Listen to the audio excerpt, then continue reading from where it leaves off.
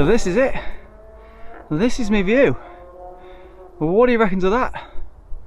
The Snowdon Horseshoe in the background. Climbenber, as it's known there, the lake there. And you've got Capel just in front of me, and I've parked my car just where Joe Brown's sports shop is there. And over there, where is he now? You have the Ogwen Valley. So that'll be Penarolwen, and you'll just see the top of Tryfan over there. Welcome to Crimpy. Where? Crimpy. You've never heard of it? Good, I'm glad to hear it, because that is exactly the point of this video. I, like a lot of people, want to see some different kind of photographs from Snowdonia, because obviously when we come to Snowdonia we're drawn to the same locations. So I'm trying to build a list of different shots that will work in different conditions that I haven't actually seen photographs of. So this is Crimpy. It only took me about just under 30 minutes to get here. That's Capel just down there, so really easy walk. Mole Shepherd over there to the left, that blinking great big huge lump.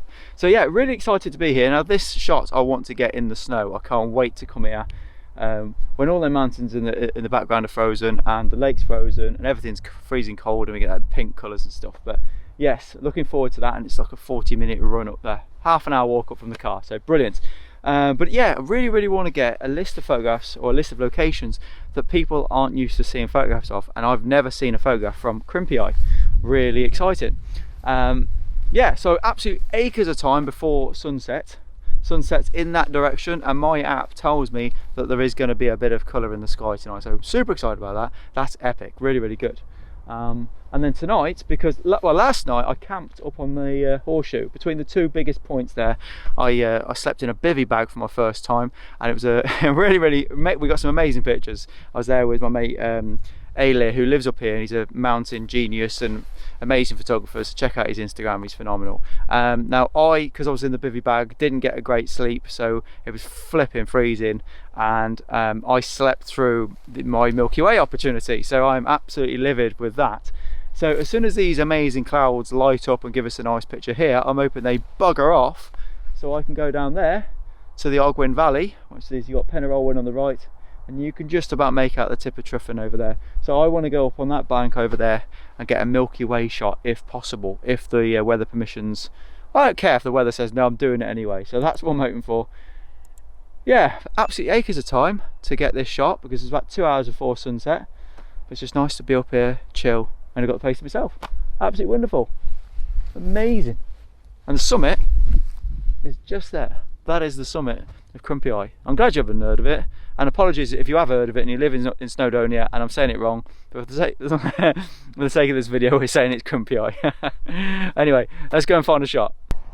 This is mega exciting. Look at the rays coming through there. How amazing, how absolutely amazing. So I am a bit chuffed for this.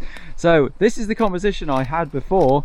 I don't know, I think I like it. I'd like to come over here a bit more just so I can snake around with this wall. So I've got a portrait shot, just using this in my bottom right hand corner and then snaking around up, then with the light in the background. And I'm focus stacking, so I've got these rocks here in the foreground sharp. I'm at f11, 100th of a second. Actually, I just remembered to turn my ibis off, there we are. And I'm focusing on the wall down there, so I've got lots of depth of field. I'm just going to do that again. And I'm bracketing, 3-stop bracket, just so I get that dynamic range. And focus down there. What I normally do is I normally put my finger in the shot to show where I'm focusing, and then focus there. Obviously take one without my finger, so when it gets to Lightroom I know which one's which, and then focus over there, put my finger in the shot, tell the camera where I'm focusing. Yes, so how wide are we? We are on 24mm on the Nikon Z7, 24mm bracketing, and look at the light coming through. Now this is why I wanted to get here 2 hours before sunset, just in case something like this happened. So I don't know how well you can see that on the little Osmo, but isn't that just beautiful? Isn't that just beautiful? I'm going to work this composition though, because I think I can get better. Your camera's never in the right place the first time you put the tripod down, remember that. So I like the way the wall snakes out to the right, like that. I like the way it snakes out. So I'm going to try and incorporate that so it snakes around a bit more. But yeah, really awesome, especially looking down Perhaps the camera needs to come. Yes, the camera's too low. Let's get the camera up higher. This is gorgeous. This is one of those shots though that I'd really wish I didn't have to use the tripod.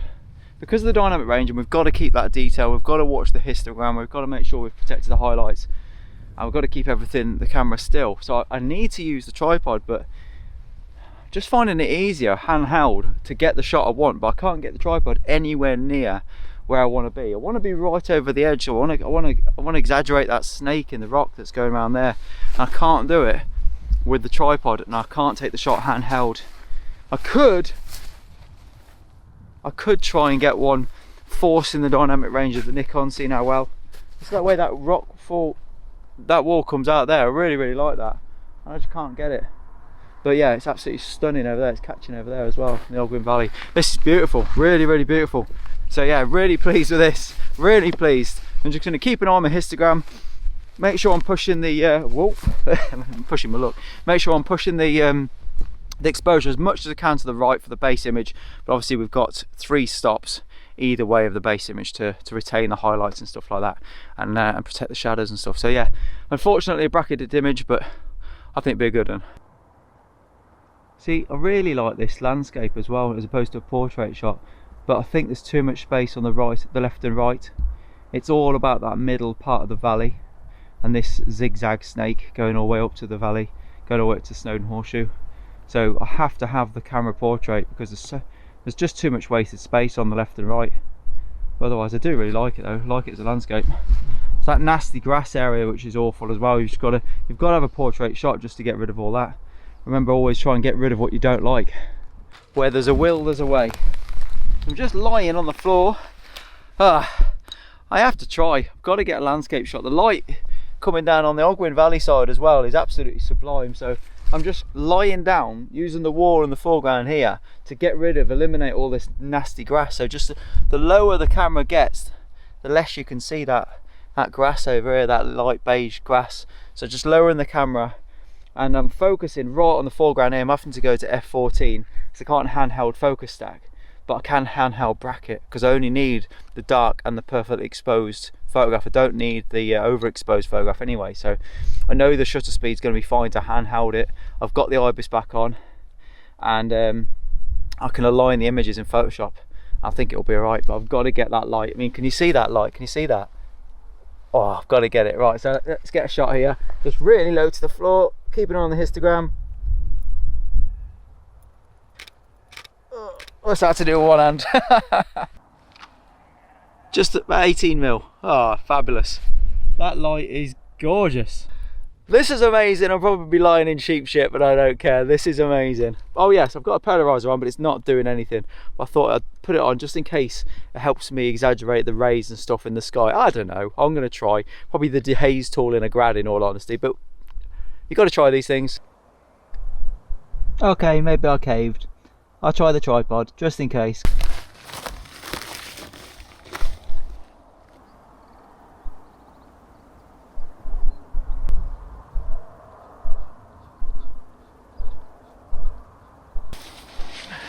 I've got a dilemma, guys. I've got a dilemma. Now I want to stay and wait for that sun to go down. 2 things. Midges have started to appear. Flipping that time of year again, is it? And there's no real breeze, so I can't really hope for them to bugger off. So they're attacking me no matter where I go, which is horrendous. I hate the damn things. And as the sun goes over there, I'm not sure. I think there's going to be some sort of directional light hitting that mountain, and there's a gap in the cloud there. And if it does it, and it catches some sort of layering in there, I'm going to grab that shot, probably with a longer lens, to zoom in and pick out that detail. Then I will go, because I don't really want to climb that. I ain't going to climb all the way up here. I'm just going to climb probably about just over an hour, but I don't want to do it in the dark, so I don't know what to do.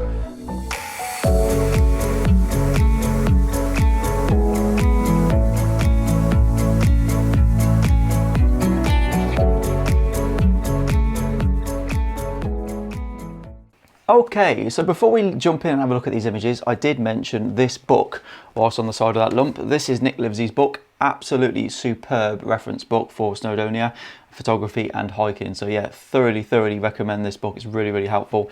And this is how I discovered that location. So Crimpy Eye is in. This is look at that with the snow on it. Wouldn't that be amazing? So yeah, this is how I sing that crimpy eye location. So really pleased with this book. It's something a book that I recommend a lot. So do check out that.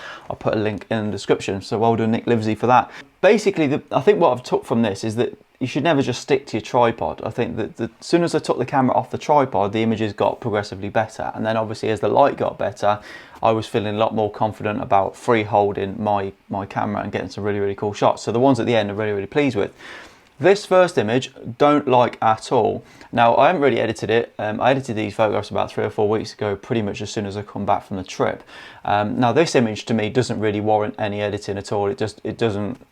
There's no light in the foreground. Yeah, you've got the rays in the background. The composition's not very nice. That blooming great big lump in the foreground. In real life, it seemed fine, but I don't know. This is why I don't like HDR images, because this is obviously a bracketed file, and I think I've lost a bit of the tone in that. So I'm not really loving that image, to be honest. It's very flat, but yeah, it might be better with snow or something like that. So skipping that one. The rays look cool in the background, but yeah, not worth editing really, that one. This photograph, again, I don't really like the light, because obviously it's flat in the foreground. The rays are really cool in the background, but because I was lying down in the mud, obviously I should have focus stacked it. So I was bracketing the exposure, so I've got the dynamic range. So have a look at the flat image there. So you can see the dynamic range is quite extreme, and obviously I've warmed it up. But again, it's just flat in the foreground, so there's nothing really exciting going on. But I do really like the composition. So I think with the right light and the snow and the right atmosphere, I think this one could be a really cool composition. But definitely, unfortunately, you'd have to focus stack it, just because you're so close to those rocks. I was probably only about 1.5 feet away from those rocks in the foreground. So even though I was at f14, as it says in the top right hand corner there, you're obviously still not getting enough depth of field on a wide angle lens. So where are we? 18mm f14, so still not getting the depth of field. So this background then is far too soft. Also, I hate these clouds. I love the rays coming around the mountains. I think they're fantastic, but those clouds are ugly as hell for me. Don't like it at all. So again, another photograph which I just did a 30-second edit on. I wouldn't really spend any time on this photograph at all, but it's a good composition. I really do like it. I think it snakes your eye down from the bottom right hand corner, snakes your eye down into the valley, then down to the lake and over to the mountain. So I do really like the composition, but yeah, I wouldn't really fuss about that photograph. Okay, so the next picture, it started to get good here. These were me hand holding. I was hand holding these shots. So really like this composition. Looking down, the wall takes your eye. The wall takes your eye into the valley better than it did further up the hill. So yeah, really like this composition. The light was starting to catch on the side of the green here, which is really nice. Picking out this bracken, I think it is, on the right hand side. So it's adding a bit more depth. Now what I did here, if you look over on the right hand side, I actually dropped the dehaze. Because with the dehaze up, I think it was just too heavy.